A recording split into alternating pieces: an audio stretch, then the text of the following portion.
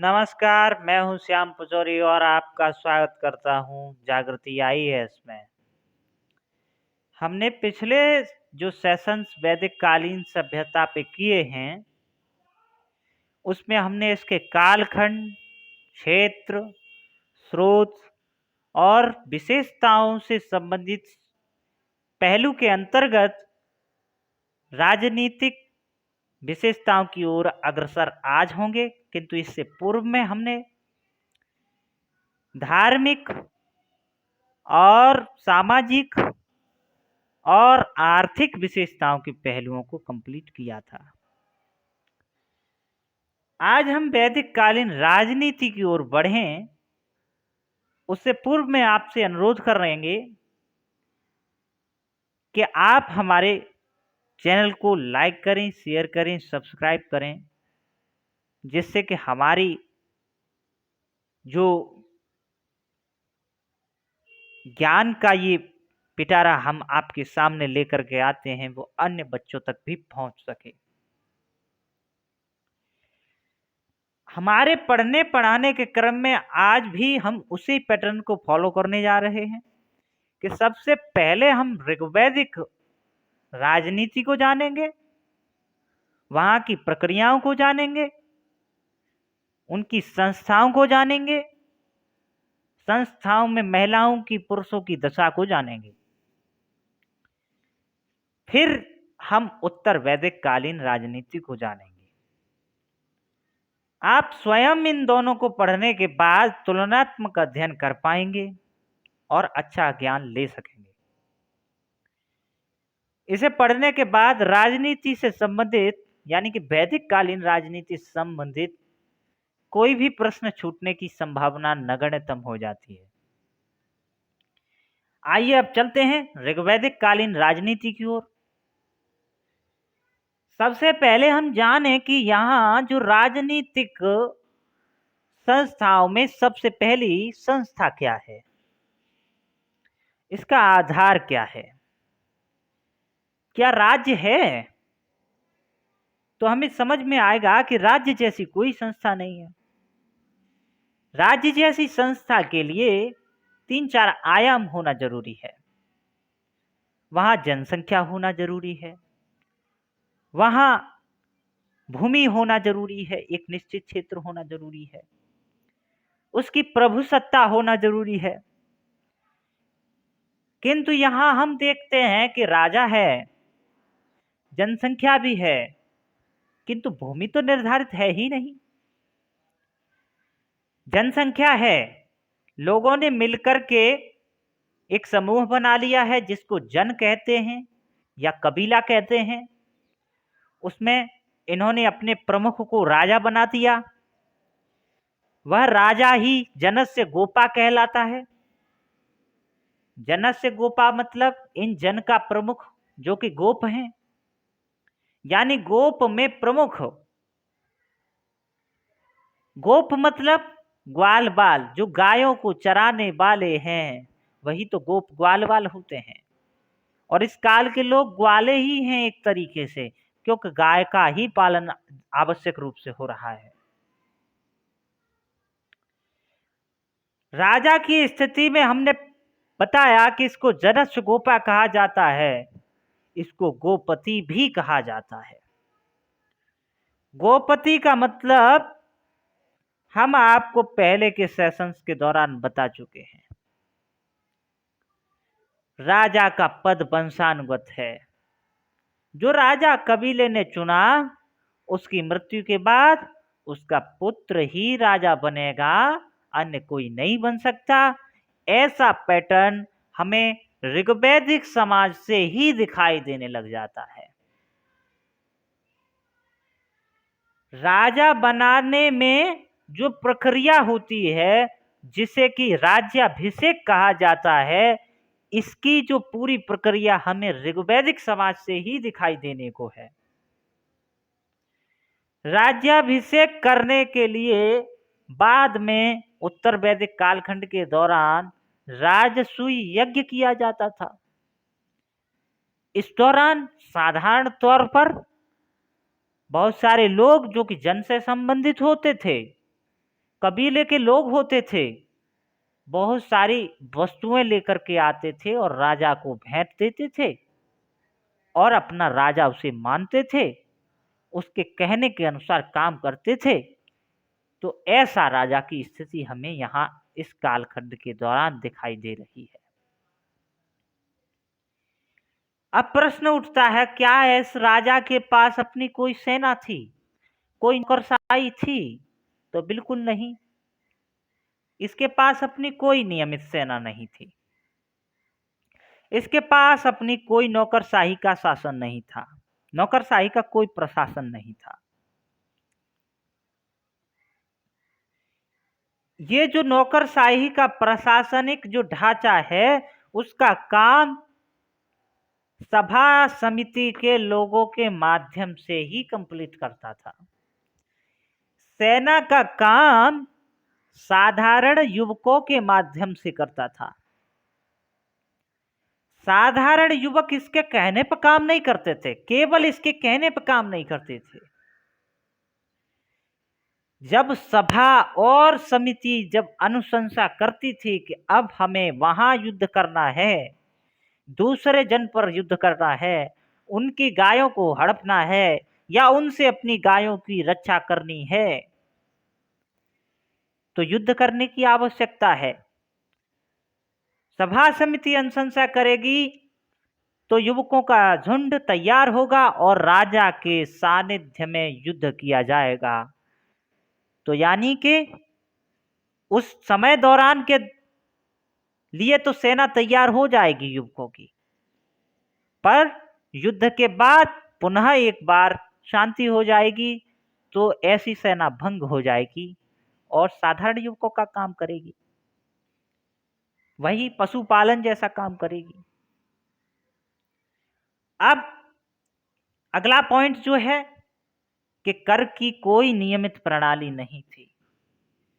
कर की नियमित प्रणाली नहीं थी इस काल के दौरान, बिल्कुल याद रखने वाली बात है, क्योंकि कर की नियमित प्रणाली हमें उत्तर वैदिक कालखंड के दौरान नजर आएगी। कर की नियमित प्रणाली होती, राजा को नियमित कर मिल पाता, तो पहली बात तो आवश्यक है कि कर की नियमित प्रणाली के लिए कोई इकोनॉमिकली आधार हो जो कि स्थायी हो, जैसे कि कृषि। किंतु यहां तो पशुपालन हो रहा है जो कि अस्थाई है, उसका प्रॉफिट भी अस्थाई है। तो ऐसे में कर की कोई नियमित प्रणाली विकसित नहीं हो पाई, और जैसे ही कर की नियमित प्रणाली विकसित होती है तो राजा की स्थिति में भी डेवलपमेंट होता नजर आएगा। इसकी चर्चा हम उत्तर वैदिक कालखंड के अंतर्गत जब राजनीति का अध्ययन करेंगे तो बताएंगे। कर की कोई नियमित प्रणाली नहीं है, किंतु बलि दी जाती थी। बलि शब्द का उपयोग होता है, ये कर जैसी ही कोई प्रणाली हो सकती है, किंतु कर नहीं था, कर नहीं थी ये, क्योंकि ये स्वेच्छा से दिया जाने वाला कर है, यानी कि ये राजा को दिए जाने वाली स्वेच्छा से भेंट है। जब लोगों ने राजा को बनाया तो अपनी सेवा देने के लिए, अपनी मान्यता देने के लिए उनके पास जो वस्तुएं थीं वही ले जाकर के राजा के सामने रखी, वही बलि कहलाई। राजा को राज्य की यानी कबीले की या जन की सुचारू ढंग से सेवा करने के लिए कबीले के लोगों के द्वारा जो स्वेच्छा से भेंट दी जाती थी, चाहे वो छोटे मोटे अनाज के रूप में दी जाती हो या गाय के रूप में दी जाती हो या सेवा के रूप में दी जाती हो, वह बलि ही कहलाता था। अब हम अगले पॉइंट की ओर आगे बढ़ते हैं तो बात आती है कि युद्ध होता है इस कालखंड के दौरान। युद्ध जैसा कॉन्सेप्ट दिखाई देता है। हमने पिछले सेशंस के दौरान आपको बताया है कि युद्ध होता था, जैसे कि संग्राम, गवेष्टि, गवेषणा आदि शब्दों का उपयोग ऐसे ही युद्धों के लिए किया गया है। तो ये युद्ध होता क्यों था? क्योंकि भूमि तो थी नहीं, तो युद्ध होता क्यों था? तो गायों के लिए ये युद्ध होता था। गाय चूंकि कबीले की इकोनॉमी का आधार है, इसलिए कबीला ये चाहता है, राजा ये चाहता है कि मेरे कबीले के पास, मेरे लोगों के पास अतिरिक्त गाय हों, अधिकाधिक गाय हों, जिससे कि कबीले का इकोनॉमी ग्रोथ कर सके। इसलिए बहुत सारे कबीले जो कि ऋग्वैदिक कालखंड से संबंधित है, जैसे कि भरत है, त्रिशु कबीला है, कुरु है, तुर्वसु है, ऐसे बहुत सारे कबीले आपको नजर आने को हैं ऋग्वेद के अंतर्गत। ये कबीले आपस में लड़ते भी हैं। लड़ने का आधार गाय है। जिसके पास ज्यादा गाय हैं होंगी, उसी को शक्तिशाली माना जाएगा। जब युद्ध होता है तो अगला पॉइंट उठता है कि युद्ध होता है तो युद्धक उपकरणों का उपयोग भी होता होगा। युद्धक उपकरणों में कौन कौन से अस्त्र शस्त्र उपयोग किए जाते हैं, तो इसकी चर्चा हम तब करेंगे जब कुछ शब्द जो कि ऋग्वेद से संबंधित हैं उनकी चर्चा करेंगे। अब हम चलते हैं कि राजा तो है ही इस दौरान, मुख्य रूप से जो राजा भी जिसके कहे के अनुसार काम करता है, राजा की स्वतंत्रता यहाँ नहीं है। जिस पर राजा की सत्ता आरोपित है, जिसके कहे के अनुसार राजा काम करता है, वह क्या है? ऐसी 3-4 संस्थाएं हमें नजर आने को हैं ऋग्वेद के अंतर्गत। ये वैसी ही संस्था हैं जैसे कि संसद के अंतर्गत राज्यसभा और लोकसभा। ये वैसी ही संस्था हैं जैसे कि किसी राज्य की विधानसभा और विधान परिषद। तो कौन कौन सी ऐसी संस्थाएं, कौन कौन सी ऐसी राजनीतिक संस्थाएं हमें नजर आने को हैं, उनमें 3-4 नाम जानना जरूरी है। सभा है, समिति है, गण है, विदध है। तो इनके बारे में सामान्य अगर हमारी जानकारी बन जाती है तो क्वेश्चन बनने की संभावना पूरी तैयार हो जाती है। सभा क्या है? सभा यानी कि वरिष्ठ लोगों के द्वारा निर्मित एक समूह, जिसमें कि कुछ विशेष लोग सम्मिलित होंगे, वही सभा कहलाएगी। किंतु समिति दूसरे प्रकार का कॉन्सेप्ट है, उसमें सामान्य जन भी सहभागिता कर सकते हैं। यानी जन के सभी लोग समिति के अंतर्गत अपनी अनुशंसाएं, अपनी मांगें व्यक्त करते हैं, उन्हें वहां बोलने का अधिकार है। तो सभा समिति के अंतर को समझ लिया। विदध के बारे में इतिहासकारों का मानना है कि विदध ऐसी ही कोई संस्था होगी जैसे कि आधुनिक भारत में लोकसभा और राज्यसभा का संयुक्त स्वरूप संसद कहलाता है। ऐसे ही ऋग्वैदिक समाज के दौरान सभा और समिति के सम्मिलित स्वरूप को विदध कहा जाता था। किंतु गण के लिए अभी तक कोई भी इतिहासकार अपने मत नहीं व्यक्त कर पाए हैं, क्योंकि गण की कोई भी विशेष जानकारी उनके सामने दृष्टिगोचर नहीं हो पाई है। तो कुल मिलाकर राजनीतिक संस्थाओं से हमारी समझ क्लियर है। अब अगले पॉइंट में सैन्य निर्माण। सैन्य निर्माण की पद्धति हम अभी समझा चुके हैं कि राजा की अनुशंसा के अनुसार सैन्य निर्माण नहीं होता था।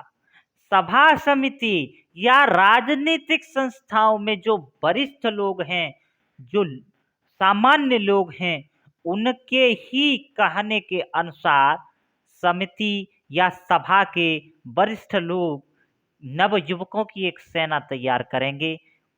वही तो है सैन्य निर्माण, उसके बारे में हमने चर्चा कर ली है। अब अगला पॉइंट है जो कि जानने जैसा है। हमने बताया कि यहाँ युद्ध होता है। युद्ध होता है तो हमें एक महत्वपूर्ण युद्ध को याद रखना जरूरी है, वो है दशराज्य युद्ध। ऋग्वैदिक समाज के अंतर्गत दशराज्य युद्ध अपने आप में बहुत विशिष्ट है, क्योंकि यहाँ न केवल युद्ध के प्रमाण प्राप्त होते हैं, यहाँ से हमें आर्यों और अनार्यों के मेल जोल के भी प्रमाण प्राप्त होते हैं। चलिए आइए इसे समझते हैं, क्या है दशराज्य युद्ध।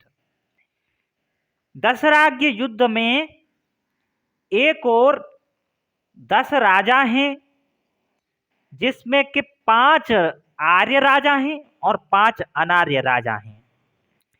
दूसरी ओर एक सुदास राजा है जो कि भरत कबीले से संबंधित है, भरत कबीला से संबंधित है। ये जो 10 राजा हैं, इनका पुरोहित जो है कि विश्वामित्र हैं और सुदास के पुरोहित वशिष्ठ ऋषि हैं। दशराज्य युद्ध इन 10 राजाओं और सुदास के बीच रावी नदी के तट पर हुआ। मार्क करिए, रावी नदी के तट पर हुआ। फिर रावी नदी के तट पर यह युद्ध हुआ। इसमें विजय किसकी हुई? तो सुदास की विजय हुई।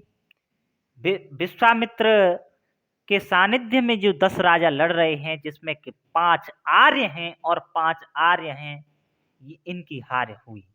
किंतु मार्क करने वाली बात यह है कि इन 10 राजाओं में 5 आर्य राजा हैं और 5 अनार्य राजा हैं, यानी कि आर्यों और अनार्यों के मेल जोल की संस्कृति यहां से हमें दिखाई दे रही है।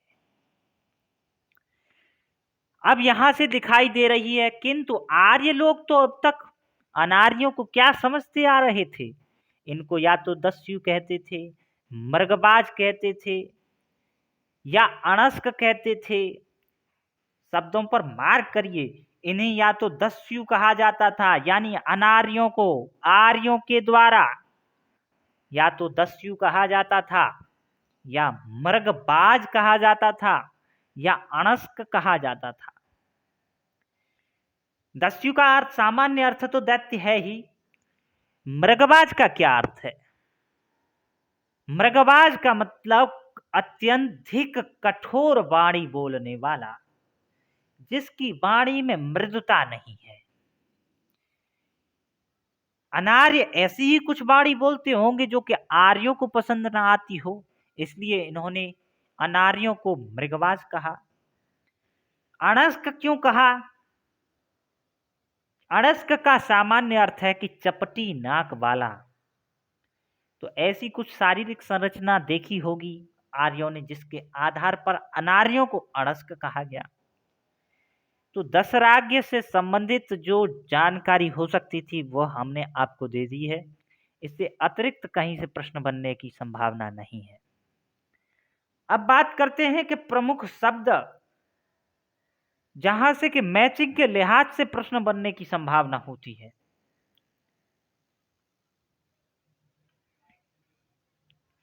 जैसे कि स्पष्ट है।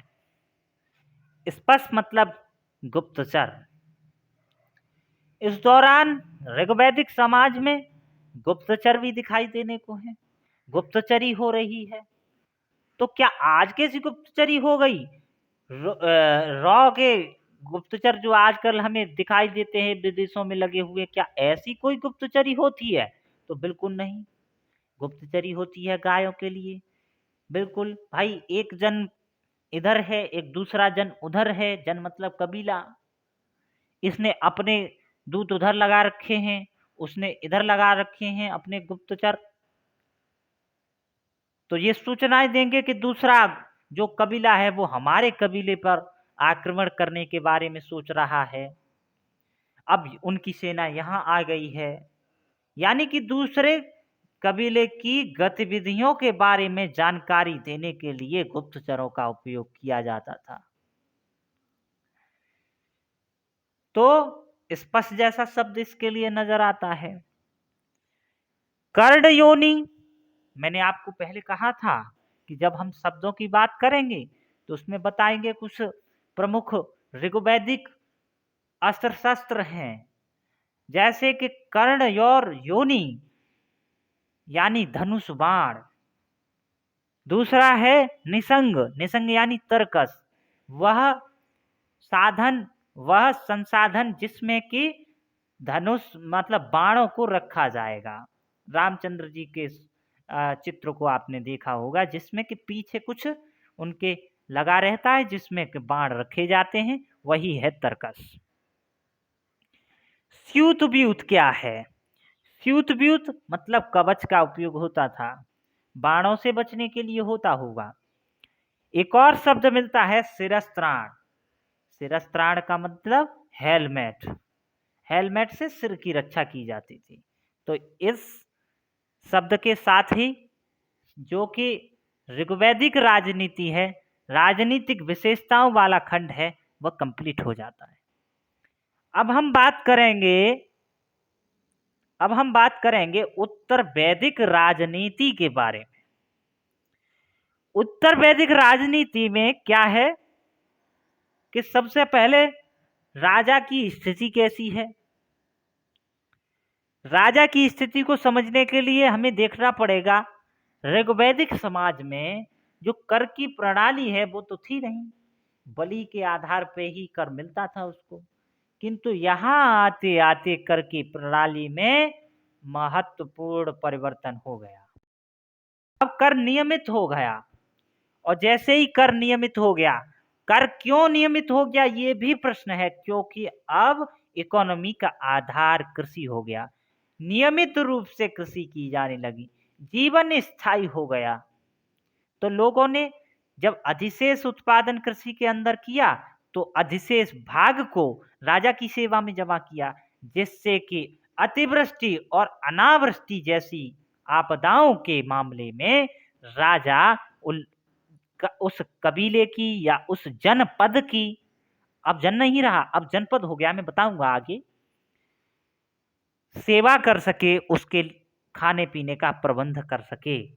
इसके लिए कर की एक नियमित प्रणाली हमें उत्तर वैदिक कालखंड में नजर आ रही है। जो कर है उसको इस कालखंड के दौरान भाग कहा जाता है, यानी एक भाग, लोगों की आय का एक भाग राजा को देना पड़ता था। वो एक भाग कौन सा है? 1/16वां भाग, 1/16वां भाग, यानी 16वां भाग निकाल करके राजा को जमा करना पड़ता था। क्या ये कर सभी से लिया जाता था? चारों वर्णों से लिया जाता था। चारों वर्ण कौन से? ब्राह्मण, क्षत्रिय, वैश्य, शूद्र, क्या सभी से ये कर लिया जाता था? तो बिल्कुल नहीं, वैश्य से ये कर लिया जाता था। वैश्य से कर क्यों लिया जाता था? क्योंकि सबके कर्म निर्धारित हो चुके थे। वैश्य का कर्म था कृषि गौरक्ष वाणिज्यम वैश्य कर्म स्वभावजम। कृषि करना, वाणिज्य का काम करना, व्यापार करना, उद्योग करना, ये काम किसका है? वैश्य का है। यानी इकोनॉमिक जो कार्य हैं वो सारे काम तो वैश्य वर्ग कर रहा है। ब्राह्मण तो ज्ञान अर्जन कर रहा है और ज्ञान दे रहा है। तो क्यों, कैसे, उसके पास कहाँ इतना संसाधन रखा है जिससे कि वो एक भाग निकाल करके राजा की सेवा में दे सके? वैश्य ही इकोनॉमी को आधार दे रहा है, तो ऐसे में वही भाग दे पा रहा है। इसीलिए इस वैश्य वर्ग के लिए मार्क करिएगा कि एक वर्ग, एक शब्द मिलता है जिसे अन्यस्य बलिकृता कहा गया है, यानी जो बलि देने वाला है, जो कर देने वाला है। फिर जब राजा को कर मिलने लग गया तो राजा ने अपनी शक्ति में महत्वपूर्ण परिवर्तन किया। सबसे पहले उसने एक सेना गठित कर ली जिससे कि अपनी भूमि की सुरक्षा की जा सके।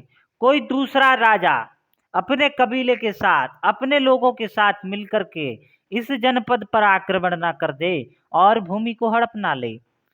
उससे बचने के लिए इसने एक सेना तैयार कर ली और नियमित कर प्रणाली को बनाने के लिए एक प्रशासनिक ढांचा भी आवश्यक होता है। इसलिए नियमित कर प्रणाली को बनाने के लिए इसने एक सुनियोजित नौकरशाही तंत्र भी स्थापित कर लिया। यानी कि उत्तर वैदिक कालखंड में सेना भी नियमित हो गई।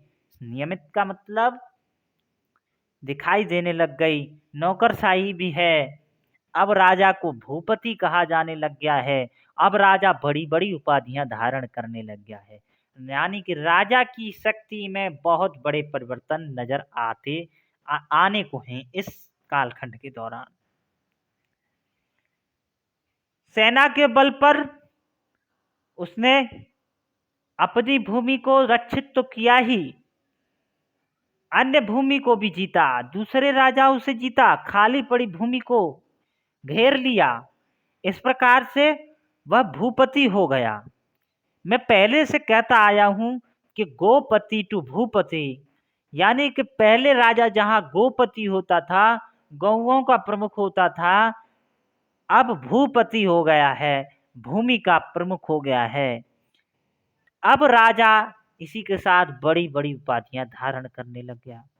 बड़ी बड़ी उपाधियां में मार्क करिए, एकराट जैसी उपाधियां, विराट जैसी उपाधियां, स्वराट, सम्राट, ऐसी उपाधियां वह धारण करने लग गया। एक बार फिर से रिवाइज करूं, एकराट जैसी उपाधियां, विराट, स्वराट, सम्राट जैसी बड़ी उपाधियां धारण करने लग गया। और ये सब किसके बल पर कर सका? अपनी सेना के बल पर, नियमित कर प्रणाली के बल पर।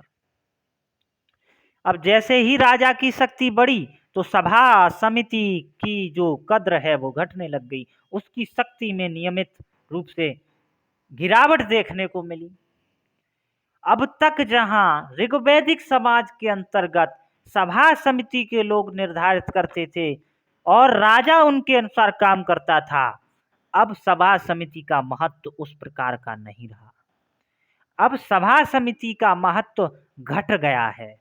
कुछ एक मामले हैं जहां राजा सभा और समिति के विचारों पर अपनी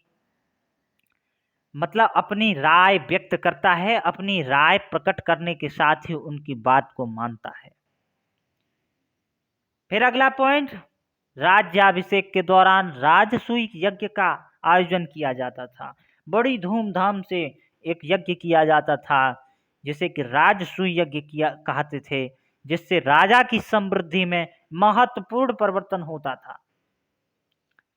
राजा अपनी प्रतिष्ठा को चहुओर फैलाने के लिए ऐसे बड़े बड़े यज्ञ करते थे। किंतु राजा की इतनी महत्वपूर्ण स्थिति के बाद भी कुछ एक ऐसे मामले हमें नजर आते हैं, कुछ एक उल्लेख ऐसे हमें प्राप्त होते हैं जो ऐसा लगता है कि अभी भी राजा की स्थिति सर्वोसर्वा वाली नहीं हुई थी। जैसे कि वह रत्न हबीसी संस्कार करता था।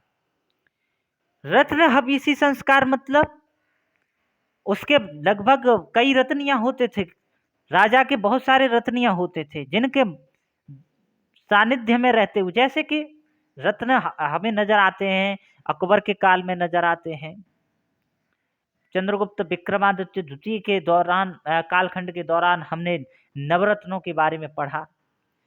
नवरत्न यानी कि मंत्रिपरिषद में ही ऐसे महत्वपूर्ण व्यक्तित्व होंगे जो राजा को अपनी विभिन्न विषयों में राय देंगे जो कि राज्य के हित में होगा।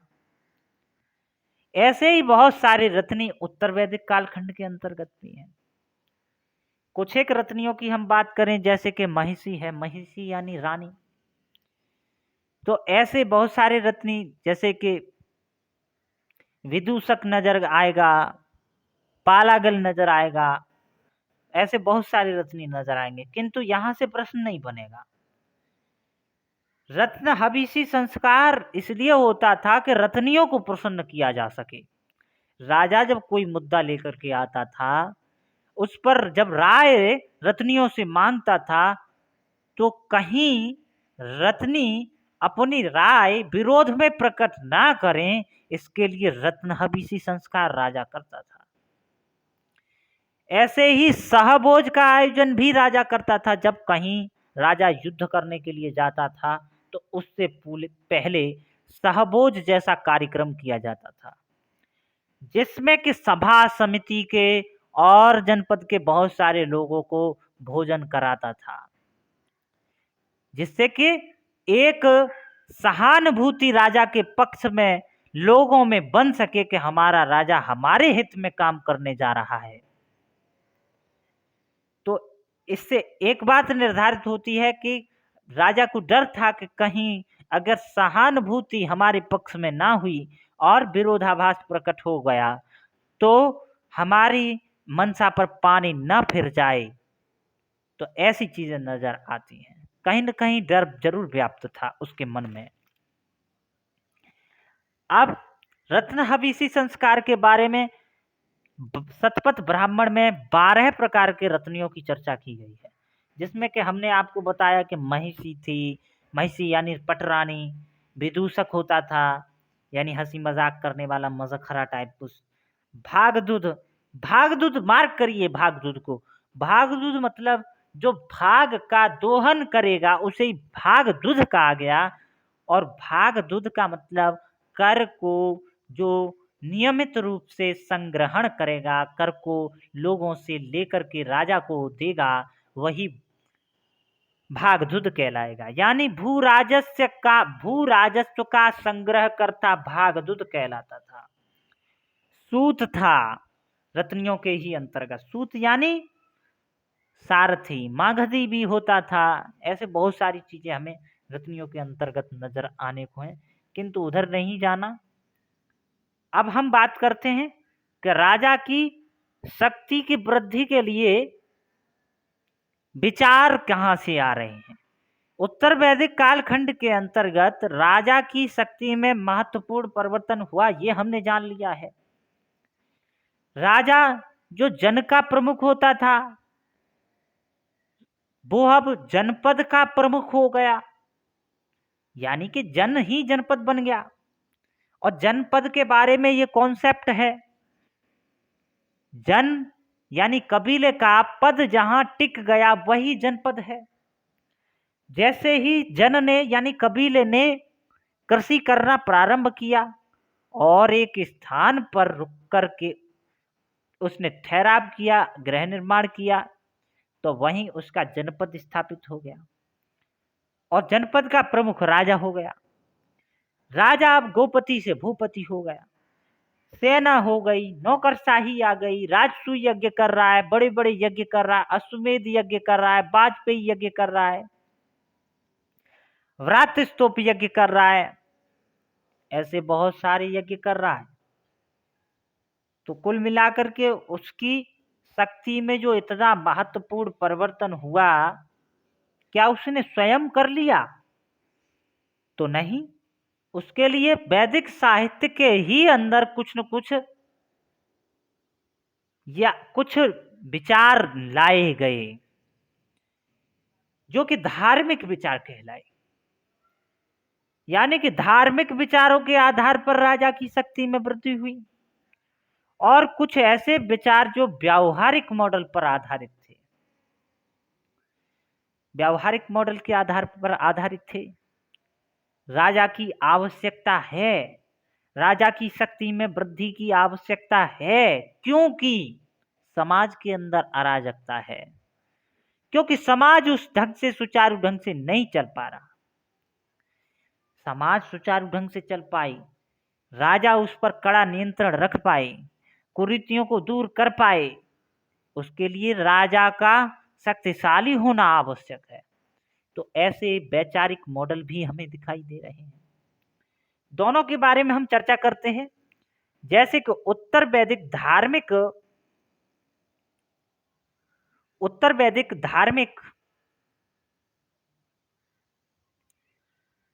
आधार क्या है? उत्तर वैदिक समाज में धार्मिक आधार राजा की शक्ति वृद्धि के लिए अश्वमेध यज्ञ किया जाता है।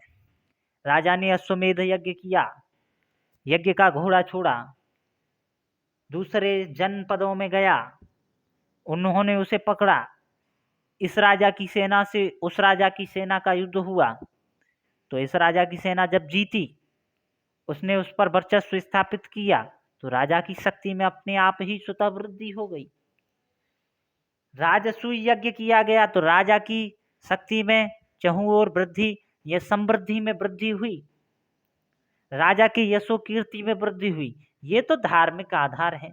अश्वमेध यज्ञ का विचार या राजसूय यज्ञ का विचार या वाजपेयी यज्ञ का विचार पहले से ही दर्शनों में है।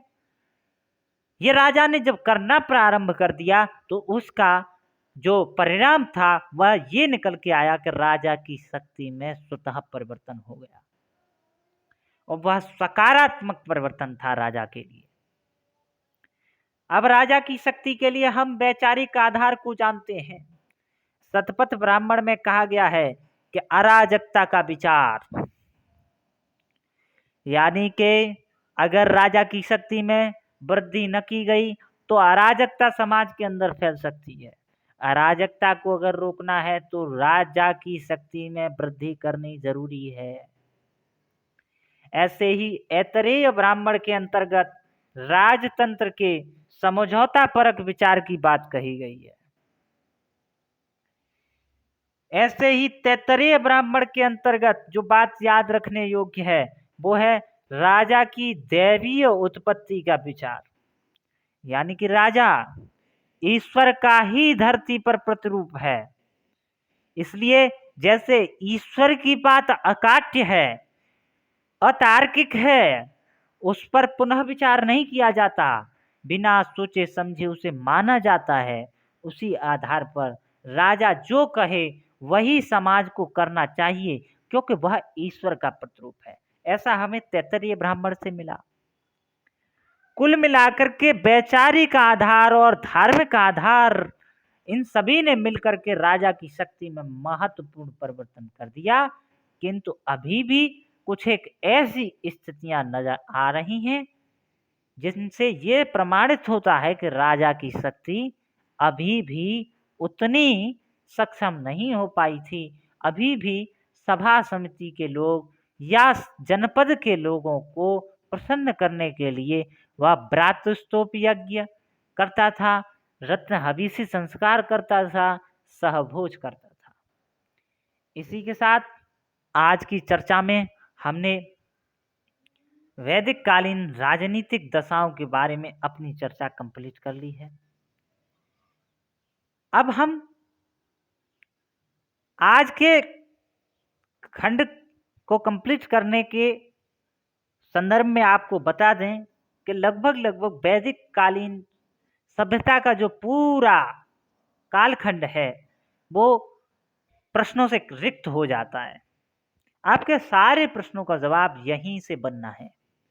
इसलिए ढंग से पढ़िए, विचार मंथन कीजिए, पुस्तकों का यद्यपि अध्ययन कीजिए, नोट्स बनाइए, तो आपका प्रत्येक प्रश्न बनना निश्चित है। अगर 5 प्रश्न एनिसेंट हिस्ट्री से आता है तो मैं बार बार कहता आया हूं कि 4 प्रश्न इसी नोट्स से मिलना है आपको। और जिस प्रकार का हम कॉन्सेप्चुअल समझ आपके दिमाग में भर रहे हैं, अगर उसको आप समझ के चले तो आपका जो आर्ट एंड कल्चर का पार्ट मेंस के अंतर्गत है उसका भी बहुत सारा डायमेंशन क्लियर हो जाता है।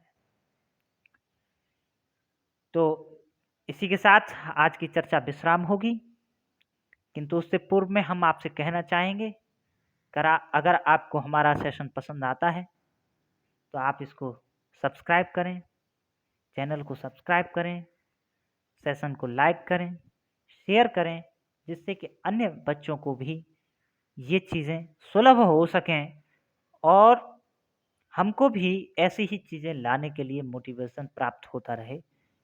तो इसी के साथ थैंक यू सो मच।